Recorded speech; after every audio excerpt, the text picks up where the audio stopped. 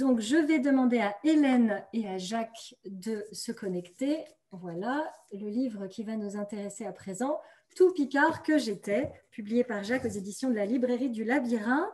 Alors, je reprends avec Hélène. Donc, je disais à l'instant que vous étiez directrice des médiathèques d'Abbeville, la médiathèque Robert Mallet, qui se situe en centre-ville, et la médiathèque Jacques Darras, tiens, qui est située dans la galerie marchande du centre commercial Hyper U. Ça, c'est une vraie bonne idée. Parmi vos actions, à Abbeville, il y en a beaucoup, mais il y a une résidence d'auteur qui a lieu chaque année. Vous avez accueilli récemment Émilie Vast. Il y a le prix BD des CP en partenariat avec l'association On a marché sur la bulle. Et il y a un salon du livre et de la francophonie depuis 2016, organisé au mois de mars à l'espace Saint-André. Alors, en 2021, vous avez dû évidemment vous adapter, mais vous avez tout de même réussi, Hélène, à faire un salon en présentiel. Oui, on a pu maintenir un certain nombre d'actions en amont des dates du Salon du Livre prévues initialement les 13-14 mars. Et on a pu également accueillir une dizaine d'auteurs sur le week-end, principalement des auteurs jeunesse et ados, qui ont pu animer des ateliers, restreintes, mais quand même. Mais quand même, bravo. C'est difficile. Ouais. Alors, vous portez aussi beaucoup, c'est une couleur de votre médiathèque, de projets en lien avec l'environnement, Hélène, à Abbeville. Oui, on a installé une grainothèque ça coupe. Plusieurs années, donc qui est basée sur l'échange de graines, mais qui est aussi… Tu m'entends là? Oui, ça y est. Ouais. Et qui est aussi basée sur avoir… Et puis, on a participé à l'installation de ruches également dans les jardins du Carmel. Oui, ça c'est une belle, pour une médiathèque, avoir des ruches ou participer à l'organisation de ruches, c'est une belle, voilà, un beau développement, une belle activité. On a conçu également une exposition qui est illustrée par Isabelle Simler et qui sera donc installée pour la première fois le 19 mai dans le Carmel. Chouette, vivement. Hélène, vous avez choisi donc de nous parler du livre de Jacques, Tout Picard que j'étais, l'exceptionnelle richesse littéraire de la Grande Picardie à travers les siècles, avec Quentin de la Tour en couverture. Je vous invite à nous dire pourquoi ce choix coup de cœur. Oui, alors je connaissais le savoir immense de Jacques et les conférences qu'il avait données à Amiens régulièrement. Mais même en le sachant, j'ai été très fortement impressionnée par le travail qu'il a mené avec ce livre, parce que j'imagine que c'est le travail de toute une vie,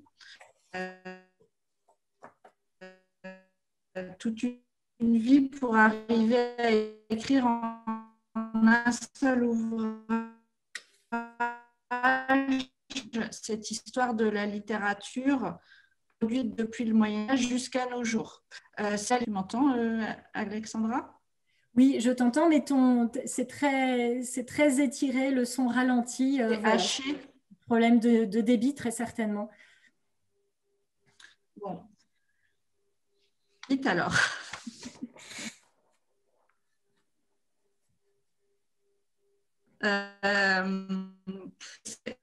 C'est la littérature picardie, puisque les grands noms de la littérature française, on prend conscience que parmi eux, il y a des Picards. Donc, on redécouvre vraiment des pans entiers de la littérature. Et c'est tout à fait passionnant de se plonger dans ces textes, dans ces histoires de vie. Alors, on ne peut pas résumer vraiment ce livre, tellement il est foisonnant. Mais moi, j'ai juste noté quelques éléments qui m'ont touchée.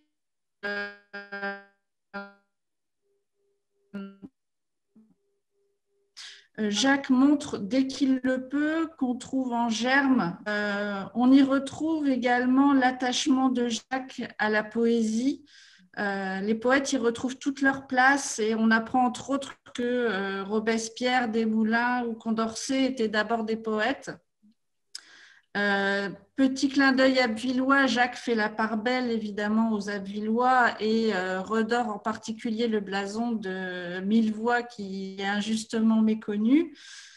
Et puis j'ai retrouvé dans ce livre toute la malice de Jacques, cette énergie débordante dans la manière d'expliquer de raconter en quelques lignes toute l'histoire d'une vie. Et j'ai en mémoire le passage sur Marceline Borde-Valmore que Jacques a l'air de beaucoup aimer et qui est vraiment truculent, c'est-à-dire qu'il y a vraiment des passages où la vie des auteurs est racontée en quelques lignes de manière absolument incroyable. Voilà, donc pour moi, cet ouvrage, il est à l'image de Jacques, monumental, d'une énergie tout à fait débordante. Et il témoigne de son engagement sans relâche pour notre territoire picard, pour qu'il soit reconnu à sa juste et pour que les Picards eux-mêmes aient conscience de leur richesse patrimoniale littéraire. Voilà. Merci, merci Hélène. Effectivement, Jacques, c'est le travail de toute une vie hein, à défendre notre grande région. Alors, ce livre est un grand voyage, c'est une anthologie, un grand voyage au cœur de la vie littéraire et intellectuelle de la Grande Picardie, alors qui concerne, c'est un territoire, un grand territoire qui concerne l'Aisne, l'Oise, la Somme, l'Artois, le Hainaut et la Flandre française. Nous sommes entre le VIe siècle et la Seconde Guerre mondiale. C'est un livre qui est organisé de manière chronologique, qui puise, Hélène l'expliquait, sa source, sa substance, on va dire, dans 4 conférences que vous avez données entre 2016 et 2019 au Théâtre de la Comédie de Picardie à Amiens. Vous expliquez, on ne peut rien contre la sottise politique dans l'immédiat, nous dîmes-nous. Il s'agissait de montrer plus de souffle et de détermination et de science dans la longue durée. Cette phrase-là, elle concerne évidemment la fusion des régions avec, j'en parlais tout à l'heure, la disparition du nom de Picardie. C'est la colère, en somme, qui est à l'origine de ce livre, Jacques? Oui, bonjour Alexandra, bonjour tout le monde. Bien sûr que c'est une forme de colère, mais comment dire, maîtrisée, je l'espère. J'ai essayé de garder cette pointe d'humour qui, comme le dit Marie Desplechin, est quelque chose d'essentiel. Cette pointe d'humour qui fait que je tempère ma colère, c'est-à-dire que l'humour a cette qualité de relativiser un tout petit peu les choses. Alors, bien entendu, je suis sérieux dans mon livre, très sérieux, très adulte, comme dirait Marie Desplechin, sous une forme un peu ironique. Mais après tout, je m'adresse à des adultes, moi. Je m'adresse à des adultes qui ne se sont pas considérés comme tels depuis trop longtemps, à mon sens. Et donc, lorsque vous dites, Hélène a dit, Hélène que je remercie en passant, a dit, lorsqu'Hélène dit, comment dire, c'est le travail de toute une vie, c'est pas tout à fait exact. Je pense que d'une certaine façon, la décision prise par le Conseil régional dans les années 2015-2016 a déclenché en moi une indignation, mais alors là, absolue. Il est évident que lorsqu'on est poète, lorsqu'on est écrivain, lorsqu'on est romancier, on a une sensibilité exacerbée certaines fois, je parle pour le poète que je suis, au nom, à la nomination. Qu'est-ce qui fait que nous sommes, non pas différents, mais comment dire, un peu quand même des autres personnes, c'est que pour nous, les noms sont essentiels. Or, nous traversons une période de notre existence humaine, civilisationnelle, et je parle particulièrement pour la France en ce moment où il y a un véritable massacre qui se fait par les noms. Moi qui suis angliciste, par exemple, je m'aperçois qu'il y a des journalistes aujourd'hui qui utilisent une quantité de pseudo-noms anglais. Il y a même des publicités entières, j'ai vu ça hier sur France 2, où effectivement, pour le jardinage, il y a une phrase entière en anglais. Mais je suis absolument scandalisé. Ce qui frappe, ce n'est pas simplement le fait que nous soyons quasiment inféodés à l'anglais en tant que tel, et je suis bien placé pour le savoir, c'est que nous n'avons même plus la sensibilité du français, a fortiori des langues dites minoritaires que sont le picard dans sa composition. Donc, je trouve que la décision du Conseil régional qui a été prise de façon totalement arbitraire, de façon totalement minoritaire, est la marque d'une inculture galopante. Alors, je vais peut-être passer pour un vieux réac, mais alors franchement, là, je me dis, ah non, moi, je ne me reconnais pas dans ce monde. Et au lieu de dire, ah ben, après tout, je suis dépassé, c'est parce que je commence à vieillir, enfin, je suis déjà extrêmement vieux d'une certaine façon, mais je me dis, mais pas du tout, absolument pas. Je proteste, alors protestons avec indignation et avec humour en même temps. Donc c'est presque un acte politique ce que je fais. Mais comment voulez-vous que la littérature soit détachée de la politique? Hein, la littérature était véritablement une prise de conscience que les choses vont ou ne vont pas, sont drôles ou ne sont pas drôles, sont à corriger ou à ne pas corriger. Voilà. Donc l'œuvre d'une vie, eh ben, d'une certaine manière, moi qui ne faisais pas tellement attention jusqu'alors, concentré que j'étais sur la poésie que j'écrivais en langue française, la traduction de la langue anglaise en français, d'un seul coup, je me suis dit, ah mais non, le Picard que je suis, c'est réveillé, quoi, d'une certaine façon. Et quand je dis Picard, je n'exclus pas du tout le Nord, jusqu'à Roubaix, le nord de la France, Roubaix où se trouve l'un de mes meilleurs amis que vous connaissez tous, Jacques Bonafé, donc, qui est douaisien mais qui vit en partie également à Roubaix. Et donc, avec lui, nous avons des dialogues extraordinaires, savoureux, sur le rapport entre la Picardie et le Nord. Ça ne me dérange pas, au contraire, je suis même content que la Picardie jouxte le Nord dans cette nouvelle région. C'est pas simple, c'est le mariage de l'eau et du feu, au sens propre du terme, au sens géographique du terme, mais du moins c'est intéressant. Il y a une dialectique qui s'était mise en marche là d'une certaine façon. Mais alors, de venir couvrir tout ça comme on met des cendres sur le feu, pour pouvoir étouffer tout ça sous le nom de Hauts-de-France, c'est un scandale. Parce que ça veut dire qu'on ne connaît pas l'histoire, ou alors qu'on la connaît trop bien. Et c'est-à-dire que c'est la reprise du pouvoir monarchique central, c'est un peu la même chose en France, hein, pouvoir vertical, comme on dit, qui est l'expression d'un Picard par ailleurs. Mais ça, peut-être qu'on pourra en parler plus longtemps tout à l'heure. C'est la reprise, comment dire, vigoureuse, injuste du pouvoir central, Louis XIV, qui va faire le siège de Lille en 1667, quoi. On va en parler avec Annie tout à l'heure. Et vraiment, c'est le retour, l'impensé de la vieille histoire centralisatrice française. Donc voilà pourquoi moi je dis non à cette dénomination qui est complètement stupide et qui n'a aucune vérité historique, bien au contraire. C'est un contresens historique. Il y a des contresens en histoire. Et dans le fond, c'est ça que j'ai dit. Je souligne la copie du conseil régional au crayon rouge dans la marge et je dis contresens. Ou alors, comme le dit avec beaucoup plus de franchise Marie Desplechin, je leur dis brun. Alors la première question, Jacques, qui se pose dans votre livre, c'est celle de l'identité picarde que nous-mêmes avons parfois du mal à définir.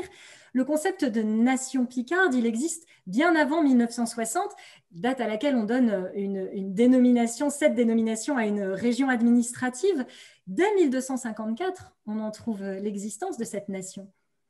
Dès 1250, hein, 1250, on est bien, on s'entend bien là sur les dates, je n'ai pas très bien compris, mais on est au XIIIe siècle, on est au moment de la construction de la cathédrale d'Amiens, 1220-1260.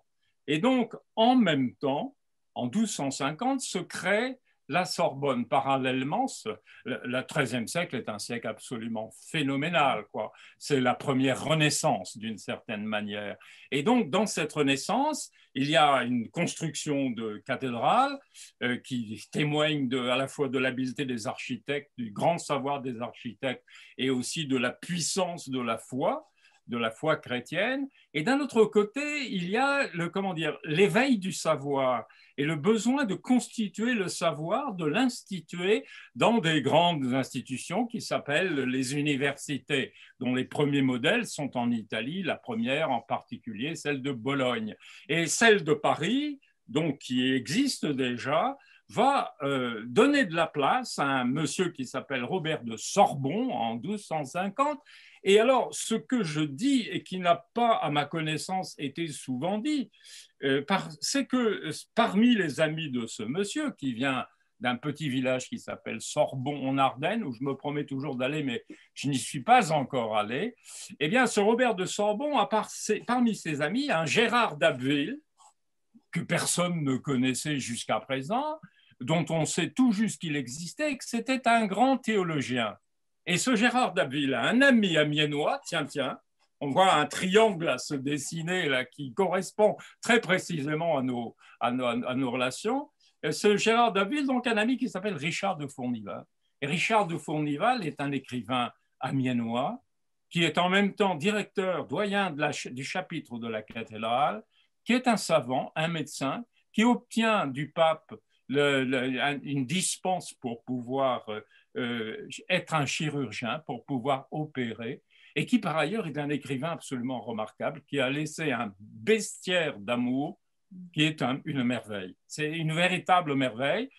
Avant La Fontaine, il se sert des animaux, du loup, de la louve, du lion, de la lionne, du singe, pour dire les sentiments humains, sentiments amoureux. C'est savoureux comme c'est pas possible, quoi. C'est un chef-d'œuvre, c'est un premier chef-d'œuvre.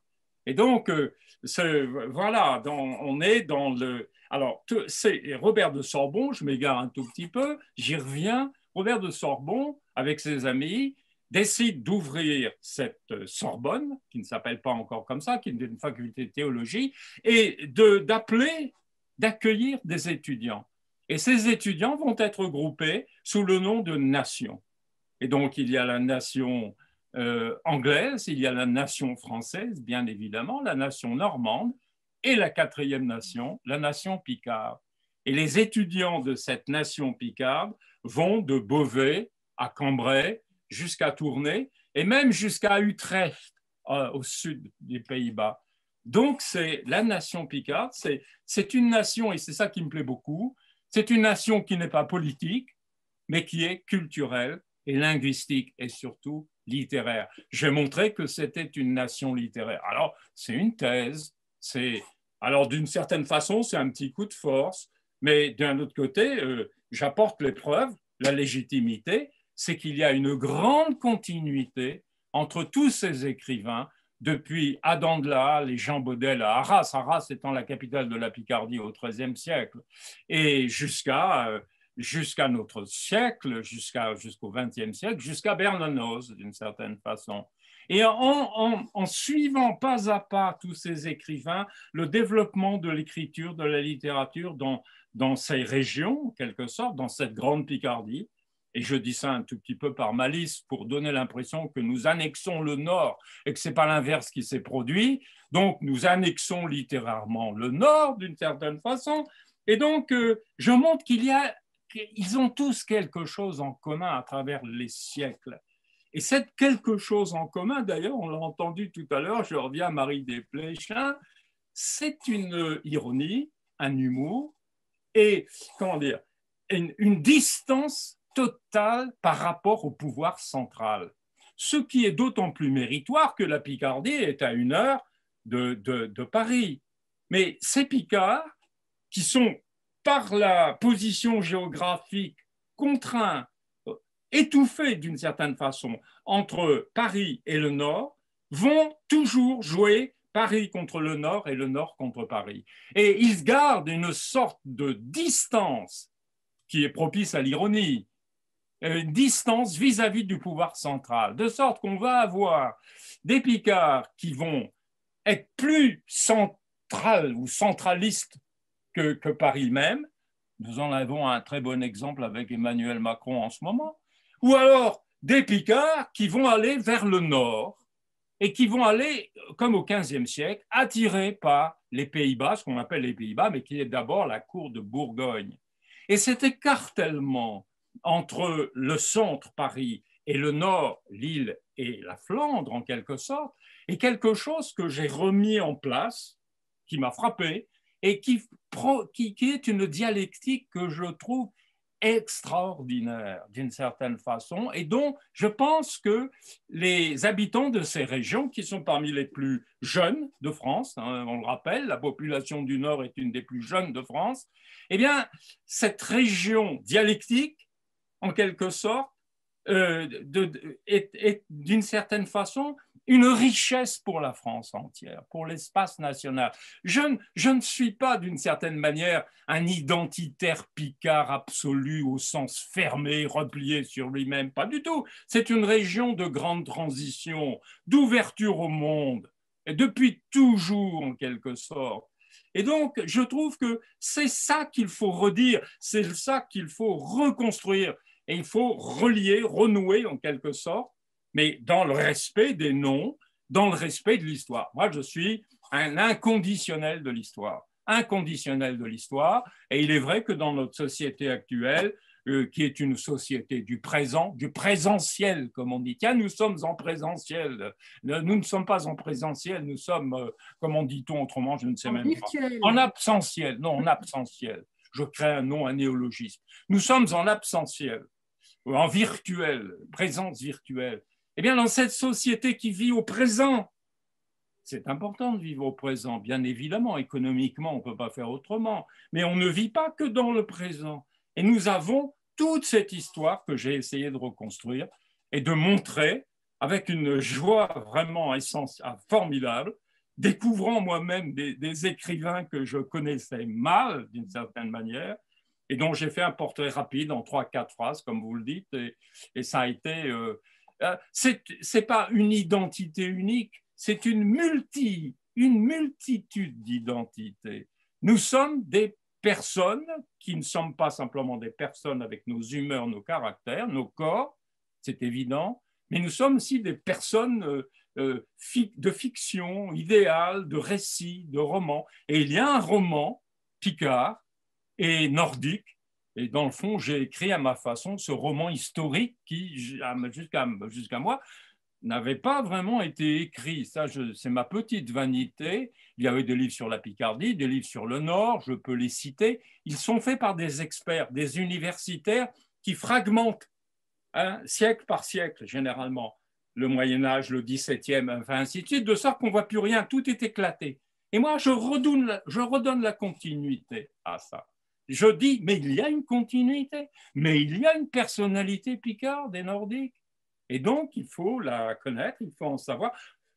J'ai une vision de la France, je me dis ce que j'ai fait pour le Nord et la Picardie, tout le monde devrait le faire pour les autres régions, et on retrouverait l'effervescence provinciale, allez, oserais-je le mot, girondine, de ce qu'est la France à l'origine.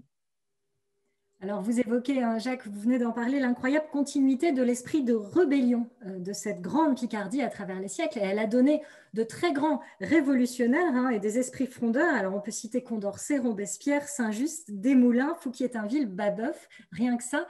Est-ce que vous pensez qu'on a un petit peu perdu cet esprit de rébellion récemment, et notamment par rapport à cette période que vous évoquez, la fusion des régions? Oh, mais non, on ne l'a pas perdu, parce que je citais, là, avec beaucoup de déférence et de respect, la picarditude d'Emmanuel Macron, mais nous avons des quantités d'hommes politiques. Il n'y a jamais eu autant d'hommes et de femmes politiques en Picardie, et dans le Nord à une moindre mesure, qu'en ce moment. Je pourrais vous les citer tous, je vous laisse faire établir la liste vous-même. Mais si je mets en face d'Emmanuel Macron François Ruffin, qui m'a écrit un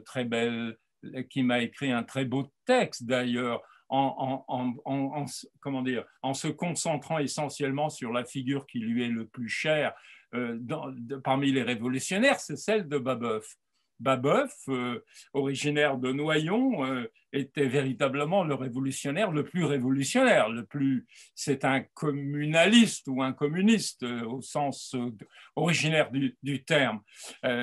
Et donc, non, nous n'avons absolument pas perdu cette distance, cette ironie, cette façon de bousculer en quelque sorte les langages les langues de bois les mieux établies. Et donc, non, moi je sens en moi, et il y en a d'autres également, cette fièvre, cette ferveur ironique, humoristique, éruptive, volcanique Vous vous rendez compte, dire de la Picardie, toute plate qu'elle est volcanique, c'est vraiment le paradoxe, quoi. C'est l'oxymore parfait. Eh bien oui, moi, nous nous sentons volcaniques et constamment insatisfaits de la situation telle qu'elle est, parce que c'est ça d'être humain, c'est ça l'humanité, c'est constamment de quitter le confort tout à fait relatif du monde dans lequel nous vivons et d'essayer de faire mieux.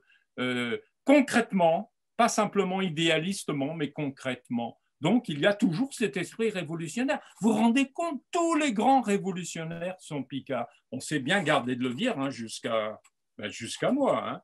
Et alors, quand vous pensez que c'est aussi la terre des grands réformistes, les grands réformistes qui critiquent le catholicisme officiel et qui donnent Jacques Lefebvre d'Étaples, qui est le maître de Calvin. Calvin est un picard. Et donc, un protestant, les révolutionnaires, eh ben, à nous de prendre la suite. Hein. C'est ça. Alors, vous avez dans ce livre réuni une soixantaine de personnalités à peu près, hein, j'ai compté, voilà, qui traversent comme ça les siècles dans une grande continuité, avec bien sûr les extraits de leurs œuvres à l'appui, extraits que vous traduisez parfois pour qu'ils soient bien sûr lisibles dans le français d'aujourd'hui. Si vous deviez aller, alors là je vais vous proposer un exercice que vous n'allez pas du tout aimer, Jacques, mais peut-être nous parler d'une personnalité que lors de l'élaboration de ce livre, vous avez découverte ou redécouverte et qui vous a semblé particulièrement intéressante. Bah, vous m'avez cité, vous m'avez tendu la perche, c'est Hélène qui m'a tendu la perche là, tout à l'heure en me disant 1000 voix. Moi, la 1000 voix, c'est la rue 1000 voix à Abbeville, donc, où j'ai de la 6e jusqu'à la terminale tous les matins avec mon cartable au dos, je passais rue 1000 voix.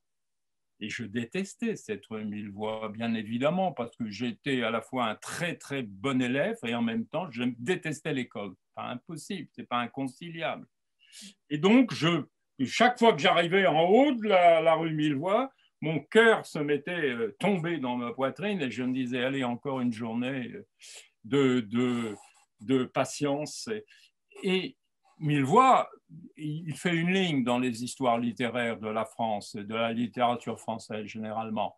On dit la chute des feuilles. Ah, la chute des feuilles, c'est un poème qui est un des premiers poèmes romantiques. On dit pré-romantique en quelque sorte.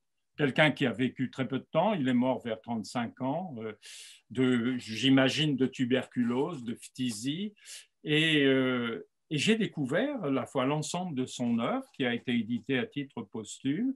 Et puis, j'ai découvert également qu'il n'était pas simplement l'auteur d'un poème, mais qu'il avait écrit des quantités de poèmes, et en particulier des poèmes épiques. Alors ça m'a bien plu. Je ne les ai pas encore lus d'ailleurs. Ça, c'est une tâche que je ferai en allant à la bibliothèque d'Abbeville. J'imagine que vous avez tous les poèmes épiques de 1000 voix à la bibliothèque d'Abbeville. Et donc, il a écrit des poèmes à la gloire de Napoléon. Ah, puisqu'on parle de Napoléon, il a écrit un poème sur Austerlitz, par exemple. Et donc, c'est quelqu'un qui a eu une place considérable dans la poésie de son époque et que le temps, plus l'histoire littéraire centralisée, a complètement réduit à quasiment 3 fois rien. Et il a une succession dans la poésie romantique, d'une certaine façon. Il est connu de Marceline Desbordes-Valmore, qui est un personnage absolument considérable, un poète considérable, qui a été reconnu par Aragon, entre autres, mais je pense que ça mérite encore mieux, quoi. C'est un poète qu'on devrait littéralement apprendre et découvrir. Et puis ensuite par Albert Samin, le Lillois. Donc il y a toute une lignée romantique lyrique qui sort de 1000 voix et qui se trouve là dans cette région, dans notre région.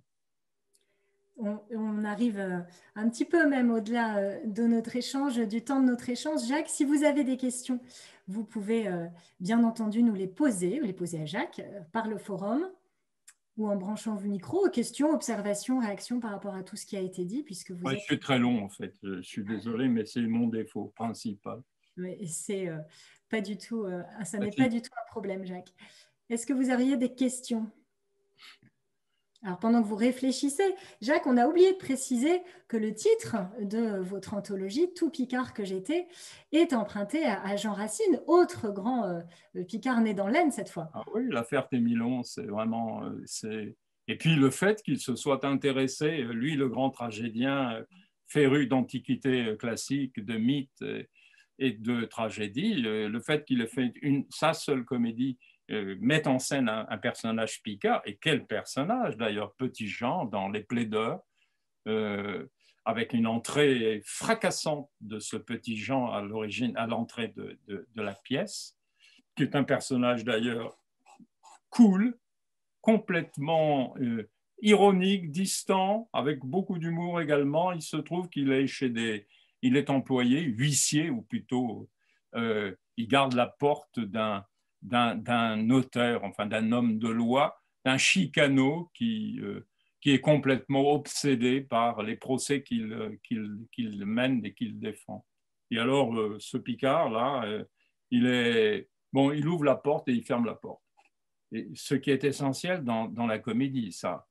Chez Feydeau, on ouvre et on ferme des portes constamment. Et donc, ce Picard ouvre et ferme les portes avec énormément d'humour, presque involontaire, et il voit passer tous ces agités qui viennent de tenir des procès, et tous ces avocats là. C'est savoureux, hein. C'est rarement joué parce que la pièce ne tient pas totalement ses promesses, mais l'entrée est tonitruante, et c'est Petit Jean, tout Picard que j'étais un bon apôtre, et je faisais claquer mon fouet tout comme un autre. Merci beaucoup, Jacques. Si vous n'avez pas de questions, et je crois qu'il n'y en a Moi, pas. j'en ai peut-être une, mais j'ai peur que ça... Marie, voilà. Marie, oui, peut-être que vous voulez que ça ne relance pas cette discussion pendant des heures, parce que je pense qu'il y aurait beaucoup à dire. Mais Jacques, vous placeriez où la frontière avec ce qu'on appelle la Belgique? Parce que vous parliez d'ironie, vous parliez voilà, d'insolence, et de tout ce qui fait qu'en fait, en tout cas pour le Nord, mais aussi pour les Picards, puisqu'après du Nord, on est les Picards aussi. Ouais, Marie, là, vous me mettez sur un sujet, on en a pour 2 heures, 2 heures d'explication, de commentaires. Je vais faire court, du mieux que je peux. La frontière, elle est entre l'ironie et l'autodérision. C'est-à-dire que nous partageons avec les Belges, les Belges, je vous rappelle, mais vous le savez, vous bien entendu, puisque vous êtes du Nord, que nous avons une frontière en tant que Picard avec la Belgique. C'est une frontière de 20-30 kilomètres. J'ai été, moi, absolument soufflé quand j'ai vu que le département de l'Aisne, qui est ce magnifique département vertical, plein de vallées, de forêts qui montent vers le nord, arrive, dans le fond, aux sources de l'Oise, à Chimay. À Chimay, c'est à la fois la marque d'une bière qui est faite par les trappistes de Chimay, et c'est en même temps l'endroit où il y a une très belle statue d'ailleurs de Froissart, l'historien qui trône au centre de la place. Les Picards, alors je schématise beaucoup en disant ça, ont sens de l'ironie, souvent une ironie cruelle, satirique, très forte, et les Belges, pour moi, je pense aux surréalistes belges qui sont autour de la région de Charleroi, qui vont de Achille Chavet jusqu'à Topor, que nous connaissons en France. Ce sont des gens qui pratiquent l'autodérision. La Belgique a cet avantage suprême, supérieur sur la France, d'être un peuple qui ne se prend pas au sérieux, qui vit dans un désordre politique total, constant, mais finalement qui tient la route, quoi, qui survit malgré des désordres politiques incessants, des querelles qui ne sont jamais des querelles grossières ni graves, et qui ont alors une littérature de l'autodérision. Je pense à mon ami Jean-Pierre Verhegen, par exemple, aujourd'hui, qui est absolument phénoménal. Voilà, la frontière est une frontière littéraire pour moi, une frontière de l'usage de l'imagination. Très bien. Okay, merci. Belle réponse. Pas d'autres questions, a priori? Quelle fougue, monsieur Darras, bravo. C'est Céline Mathieu qui nous dit ça. C'est justement avec Céline qu'on va enchaîner. Merci beaucoup, en tout cas, Jacques, pour cette fougue, mais voilà, Merci, cette passion. Et je vous invite tous, toutes et tous, à lire Tout Picard que j'étais. C'est vraiment passionnant, ça nous ramène à nos racines, à nos mémoires, et effectivement, c'est un voyage prodigieux à travers la création, et puis des tas de noms qu'on connaît effectivement, dont on ignorait qu'ils étaient parfois nés tout près de chez nous. Donc voilà, c'est un grand livre aux éditions de la librairie du Labyrinthe, de Philippe Leleu, libraire à Amiens. Merci à Hélène également de nous avoir présenté ce livre.